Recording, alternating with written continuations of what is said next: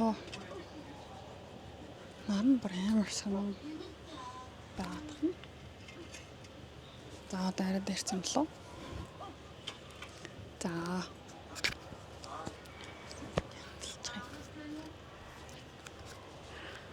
Тэгээд өдрийн минь бүгдээрээ сайхан надж гин үү. Таади маань мэдэж байгаачлан би одоо Монголд амлалтаар ирсэн маа. Тэгээд наадмаар сайхан хөдөө явж гин. Одоо болохоор яг Булганд ирсэн байна. Тэгээ өнний өмнө болохоор Эрдэнэтэд 2 хоноод тэгээд одоо 4 хоногийн дараа буцаад сургууль руугаа явах гайтал сууж ин да. Тэгээд ер нь амлалтаараа Монголд энэ зурсан ч амар гоё байлаа. Хүмүүс бас наадмаар ийш тийшээ гараа авсан болохоор төвчрөлс амар баг. Гоё байсан. Тэгээд тэр нь яг тийм үеэр таарсан болохоор ч тийм үү. Манай найз хэлэхдээ л яг тийм үеэр таарсан болохоор шам нэлэх гоё санагдаад байгаа юм болол гэж хэлсэн. Унжиж магадгүй. За тэгээд би яг ямар хөө бичлэг хийх вэ гэд бодож байгаад бичлэгний ямар ч санаа байхгүй байгаа учраас надаас нэг хүн асуусан байсан яаж хэлээ чи сурсан юм бэ тэр талаараа бичлэг хийгээд өгөөрэй гэд тэрийг гэлс ярьчтай юм уу гэж бодлоо. 10 минутын дотор ч юм уу өсрэл 10 минутын бичлэг болох байх. За тэгэхээр кофе уухгүй бол толгойд нь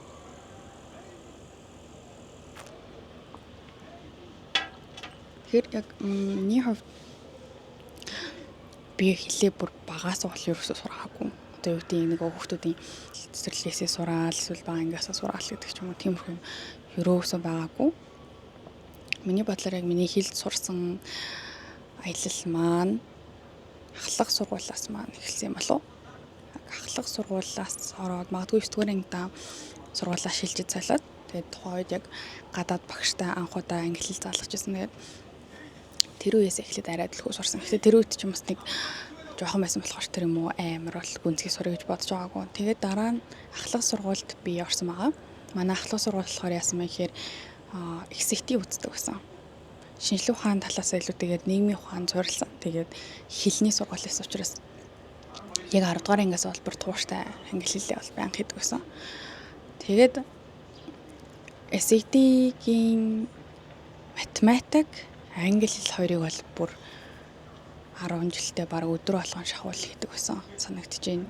Яг 1:30 хүртэл ингээ ерөнхий эрдмийн хичээлүүд маань орчин. Тэнгүүний 30-аас 4 хүртэл нэг 2-оос 3 цаг байна уу да.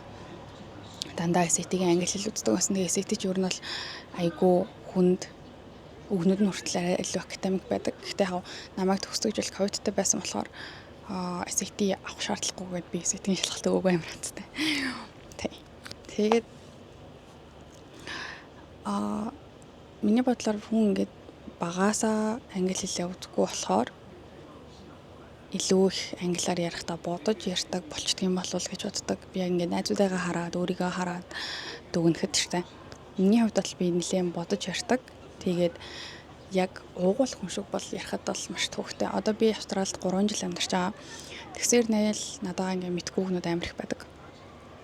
Тийм учраас таад маань хэлээ сурахдаа зөвхөн шалгалтандаа биш хэрхэн уугуул хүн шиг ярьж сурах бэ гэдгийг бас сураарай гэж хэлэх байна. За тэгээд англи хэлний маань төвшин өрөхөд ямар байсан бэ гэхээр би IELTS-ыг 2 удаа өгч байсан. Яг сарын зайтай байлгүй дээ. Одоо яг сайн санахгүй нь ер нь 2 сарын зайтай байсан санагдаж байна. Эхний удаа өгөхдөө болохоор би 6.5 авсан юм. Тэгээ тухайд би яагаад 6.5 авсан бол ойлгоогүй. Тэгээд яг юу юун дээр алдсан байна гэдгийг харж агаад хахад нэг сар сайн бэлтэж агаад тэгээд 7.5 авчихсан. 7.5 авахд бол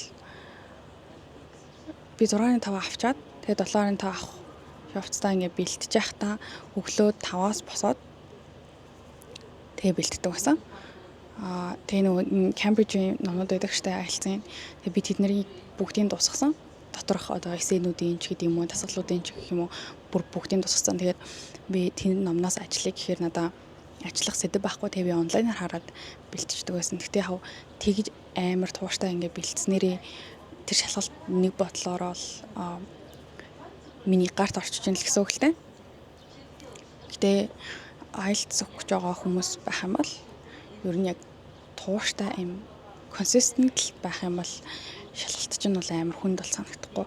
Ягаад гэхээр их сургуульд одоо орохоор миний хувьд бол одоо ингээд файналууд гэж байдаг. Файналууд нь одоо жишээлбэл би 3 файналтай байлаа гэж бодоход тухайн семестрт би яг 3 IELTS өгч байгаа юм шиг байдаг. Одоо тэр шалгалтын стандарт нь ч гэх юм уу, яаж тэр шалгалтыг авч байгаа байдал нь ч гэх юм уу, тиймэрхүү зүйлүүд нь дээрээс нь академик юм нэмэгдэхээр бүр яг 2-3 IELTS зэрэг өгöd байгаа юм шиг санагддаг. Тэгэхээр та хэд маань IELTS өгч байгаа бол сайн бэлдээд өгөөрэй. Тэгээд амар хүнд гэж битгий бодоорой. Миний хамгийн сайн бэлдсэн юм болохоор уншгал байсан. Яагаад тэр би өөрөө амар унших дуртай. Тэгээд oh my god энэ зөвгийн ороод ирлээ. Унших дуртай байсан болохоор хажуугаар нь давхар бас ном уншиж байсан. Ном уншихаар айгу амар ингээд ерөнхий хэл амар сайжирт юм болов уу гэж би хардیں۔ Ном уншаад тэр чинь ингээд ойлгоно. Тэгээ дээрэс нь тэр өгнүүдийг нүдэрээ харна, нүдлэн гэл ерөнхий өгүүлбэрийн бүтцээ хүртэл бүр амар сайн ойлгодог. Тэм учраас англи хэлээ бэлтгэж байгаа бол бас ном амар сайн уншаад үзээрэй. Заавал тийм сүртэй номнууд уншаад авах шаардлагагүй шүү дээ. Би бол Me Before You, Twilight энэ гэл нэг тийм романс маягийн номнуудыг тухайд уншиж ирсэн. Тэгээд мэдгүй тэрийг уншсан гайгүй л надад хэрэгтэй л болсон юм болов уу гэж боддог. Бас хувь хөгжлийн лид номнууд уншиж ирсэн. Тиймэрхүү бас онлайнаар одоо IELTS-ийнхаа листинг бэлтгэхэд бас амар амарлцсан байт юм лээ. Яа тэгэхээр YouTube дээр амар олон дасгалууд байдаг. Тэнгүүд YouTube дээр ягаад амар вэ гэхээр та хэд өөрсдөө мэдээд спидийг өөрчилж болчдөг. Заавал 1 дээр биш 1.5 дээр эсвэл хурдыг бүр 2 дээр тавьж агаад ч гэсэндээ хийж болно. Тэгэх юм бол илүү хэрэгтэй. Чиглэлд 2 дээр хийж агаад дараа нь 1.5 дээр хийж үзэх юм бол амар амархан санагддаг. Тэгээд яг бодит шалгалсан дээр чинь бол 1 дээр орж ирнэ шүү дээ. Тийм учраас тийм хурдтайгаар зөв хийгээд сурчих юм бол чиний шалгалсан дээр амар амархан байдаг. Би листинг дээр бол 8 авч байсан. Тэгэхээр миний яг тэр листингийн тактик нэг тиймэрхүү байсан юм болов. Өөр одоо миний яг хэлний баялалаас чинь би ер нь их тийм нухчил сурсан хүн. Яг багасаа шууд сурсан гэхээс илүү айгүй их нухаж ахлах сургуулиас сурсан да. Одоо ч гэсэндээ ер нь өөрийгөө амар их сураад явж байгаа л гэж боддог. Мэргэжлийн үгэлгийг ч гэсэндээ одоо юу гэдэг яг төрлөх хүмүүсийнх нь хэлж байгаа үгүүдийг ч гэсэндээ ерөнхийдөө австралчууд чинь бас яг америкчуудаас шал өөр маягийн хэлээр ярьдаг. Яг ойлгох ч гэсэндээ дуудлага нь өөр, ерөнхий үгийн товчлон ч гэсэндээ өөр. Тэгээд багасаа яг монгол хүмүүс чинь яг англи, Америк одоо юу гэдэг Америк стилээр сурсан байдаг.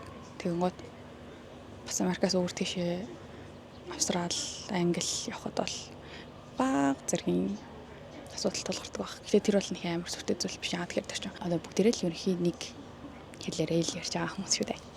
Тий. За.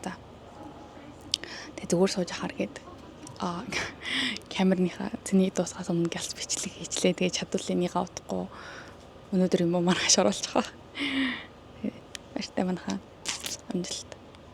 Тэгээд асуултанд гайгүй хариулж өгч чадсан баа гэж найдаж байна.